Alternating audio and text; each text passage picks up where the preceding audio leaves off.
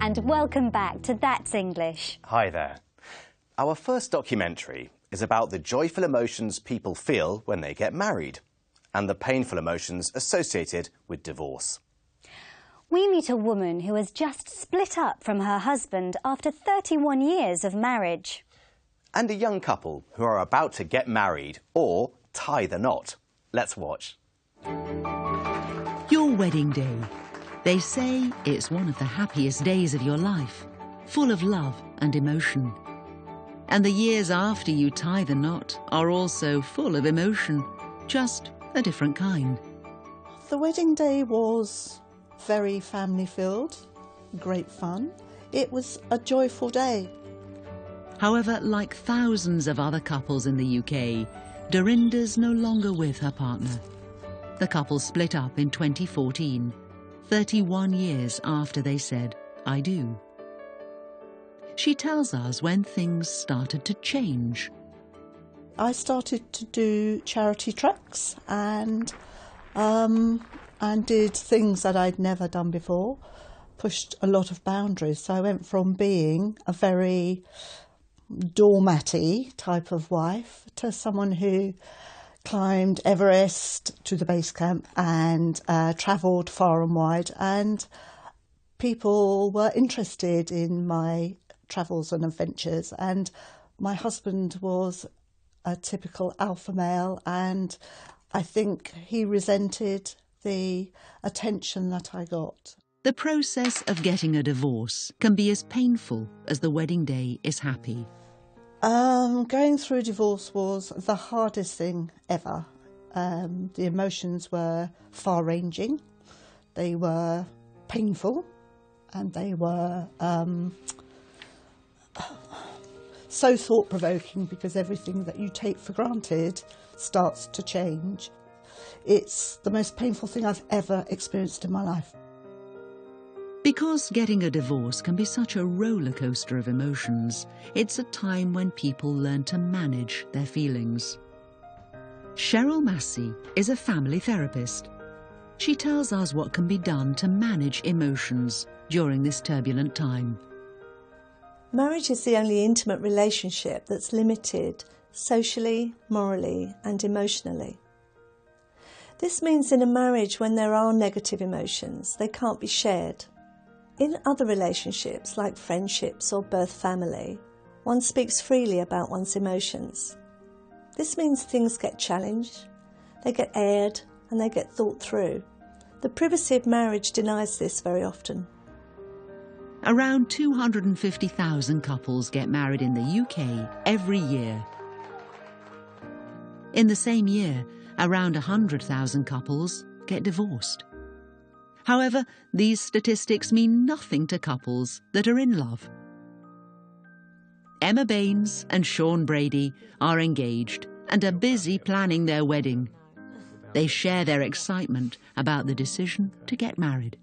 We've always believed in marriage. It was all just about the timing for us, and now it's the perfect time for us to get married. Yeah. I wanted us to have a home first, and we wanted to have a dog as well, so... Today, Emma and Sean are working out their seating plan. Table 10, because they're kind of around the middle section there, aren't they? Pretty much in the shadows there, and by the toilets. I hope they're all right with that. Okay. Sean tells us how he feels about the wedding day. So there is that enormous excitement and anticipation, but at the same time, with the greatest excitement, there could be the greatest fall, there could be the greatest accident, and everybody that you know is going to remember that. But that's not preying on my mind, otherwise you'd never get married. So I'm more focused on the whole excitement. I'm keeping positive. I just think it's going to be the greatest day, so I'm really excited. Cheryl explains why emotional intelligence is important for building strong relationships. Emotional intelligence helps us meet our own needs, which is basically problem solving. If we fail to have emotional intelligence, it means that we fail to see the dignity in others, and it means we don't act in a way that's respectful. So perhaps the secret to a long and happy marriage has a lot to do with learning to be the master of your own emotions.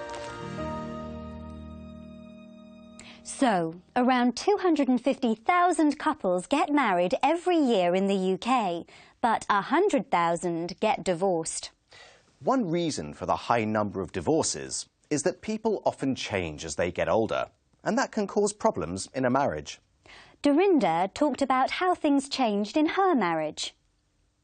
I started to do charity treks and did things that I'd never done before, pushed a lot of boundaries. So I went from being a very doormatty type of wife to someone who climbed Everest to the base camp and travelled far and wide. She said she started to push the boundaries by doing new things. And she went from being a doormatty type of wife, that means a wife who lets her husband dominate her, to being an adventurous type.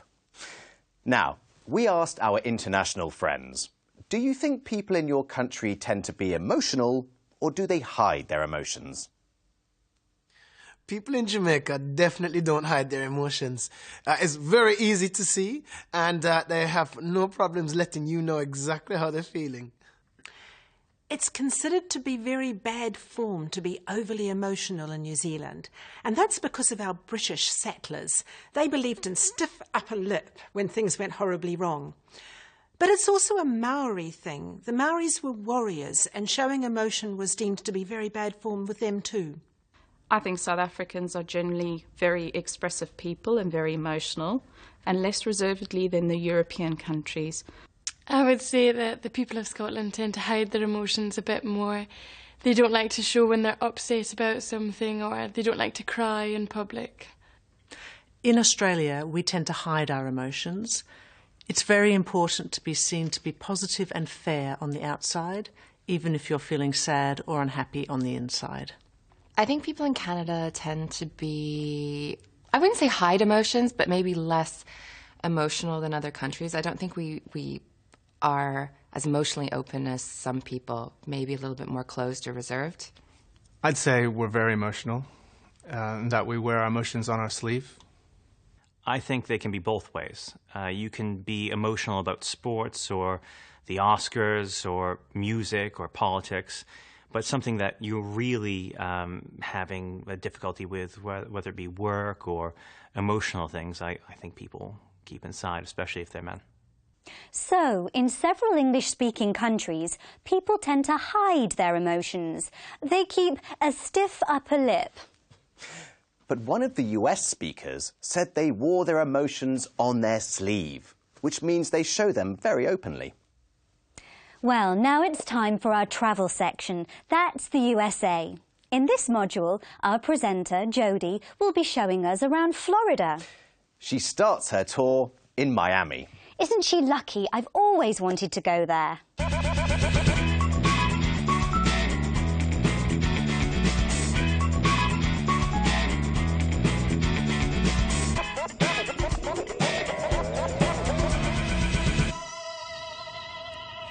Hello and welcome to That's the USA. I'm your presenter, Jodie Darren, and I'll be traveling around the sunshine state of Florida, showing you some of its treasured attractions, customs, and culture. We begin our adventure right here on the southeast coast, in the city of Miami.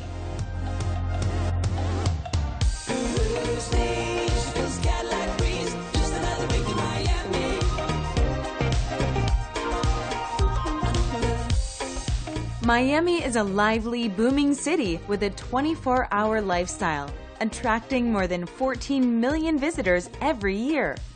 It's a leading city in every area. One of the best ways to tour Miami is on two wheels. So you can rent a bike, or for the less energetic, you can rent one of these, a Segway. I'm in downtown Miami with Andrea from Bike and Roll. What do you think makes Miami such a special place? I think it has a lot to do with the way it has grown so quickly. When it was established, it happened in just a matter of a few years, and it's nicknamed the Magic City for the very same reason. It's taken the interest of a few and expanded very quickly.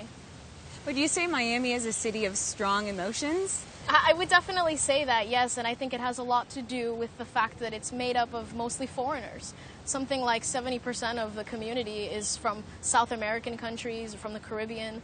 So there's a lot of different diversity here in terms of culture, definitely. Well, thank you so much. I guess I'm off on my tour. Of course, my pleasure. Bye.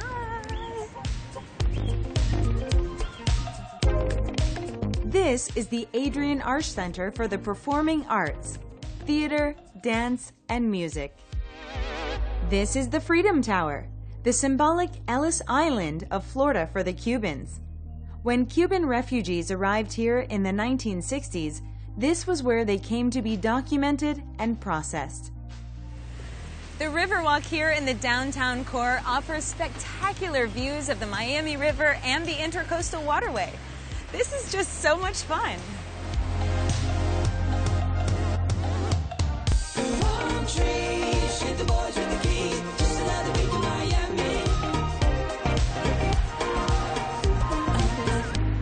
I'm in Little Havana, also known as the Latin Quarter.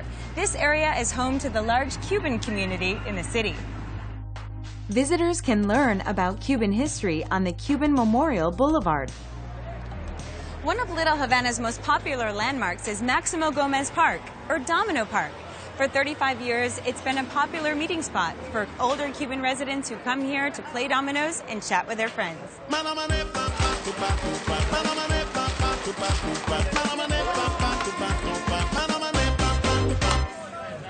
Calle Ocho is the main road here in Little Havana, and every year it plays host to the largest block party or street party in the country.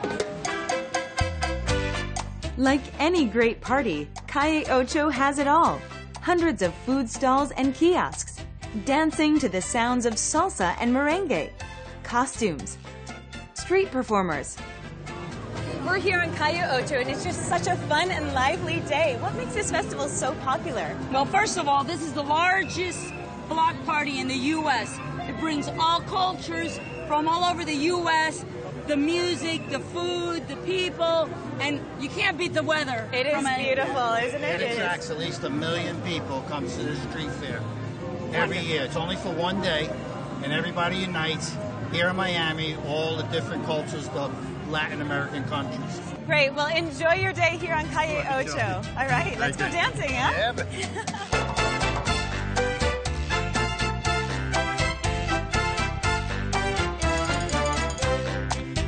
Thank you. What an electric celebration. I'm having such a blast. See you next time in the Everglades. The Calle Ocho Festival looks fun. We'd call it a street party, but in the US, they say block party. Jodie's having a great time. She's having a blast. Miami's got something for everyone. It's a booming city, which means it's growing rapidly. Well, I'm afraid that's all for today. Bye for now. Bye-bye.